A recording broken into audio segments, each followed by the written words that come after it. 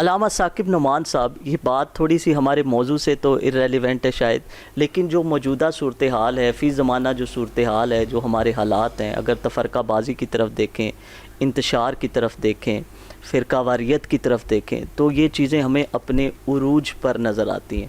ابھی علامہ نوید سیالوی صاحب نے ریفرنس دیا کہ اللہ کی رسی کو مضبوطی سے تھام لو اور تفرقہ میں نہ پڑو، اور یہ جگہ جگہ پر یہ ترجمہ ہمیں لکھا ہوا نظر آتا ہے، لیکن اس کی کیا وجوہات ہیں کہ اس کے باوجود with the passage of time یہ چیز بڑھتی جا رہی ہے، کم نہیں ہو رہی؟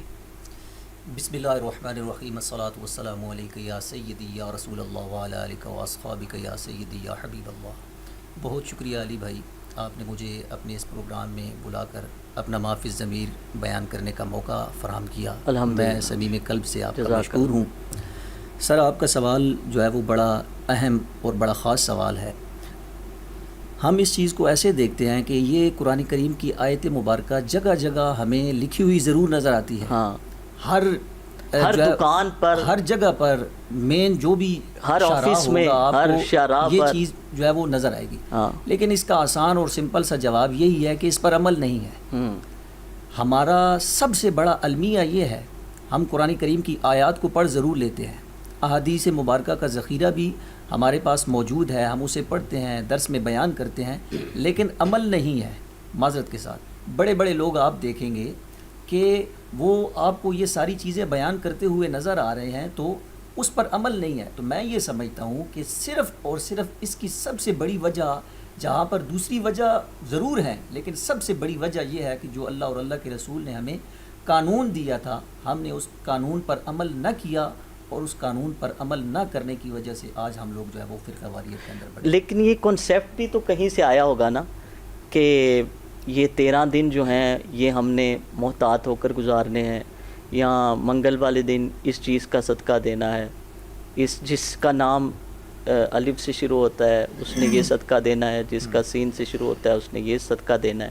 یہ کنسیپٹ بھی کہیں سے آیا ہوگا نا، یا پھر یہ کہ بلی اگر کالی گزر گئی ہے تو ہمیں زیادہ احتیاط کرنی ہے، یا ہمارا کام نہیں ہوگا، یا بدشگونی ہے۔ تو یہ کنسیپٹ بھی کہیں نہ کہیں سے تو ہم نے اڈاپٹ کیا ہے نا۔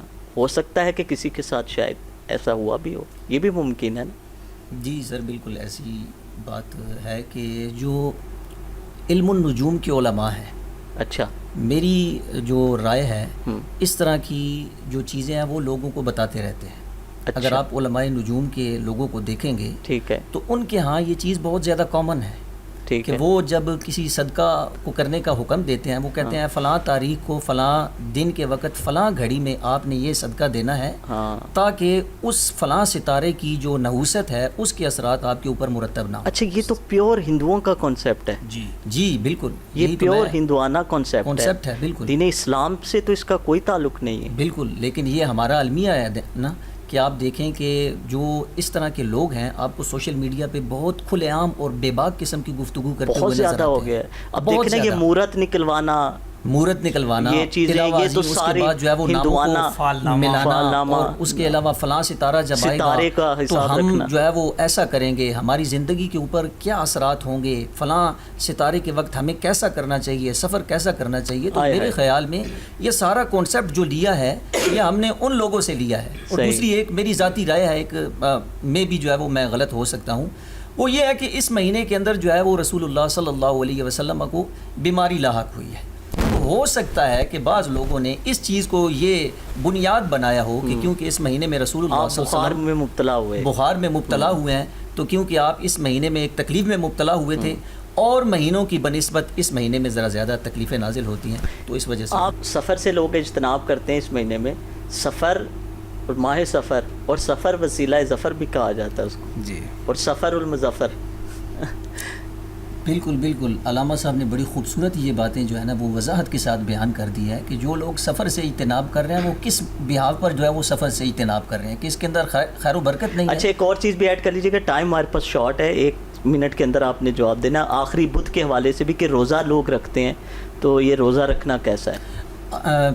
آخری بدھ کے حوالے سے لوگ جو ہے وہ عموماً جو ہے وہ دیہات میں ایک نام دیا جاتا ہے چوری روزے کا، چیز بنا کر بھی جو ہے وہ بچوں میں تقسیم چوری روزے کا جو ہے وہ اس کو نام دیا جاتا ہے۔ شہروں میں تو اس چیز کا کانسیپٹ نہیں ہے، دیہاتوں کے اندر جو ہے وہ اس چیز کا کانسیپٹ ہے۔ ان کا ماننا یہ ہے کہ رسول اللہ صلی اللہ علیہ وسلم کو اس آخری بدھ کے دن جو ہے وہ تھوڑا سا افاقہ ہوا تھا.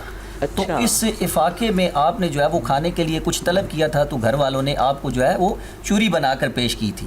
تو وہ اس سنت کو جو ہے وہ زندہ کرتے ہیں. تو اس دن کو وہ انہوں نے جو ہے وہ نام دے دیا ہے، میٹھی چیز بنا کے اس لیے تقسیم کرتے ہیں، تقسیم کرتے ہیں، کھاتے ہیں.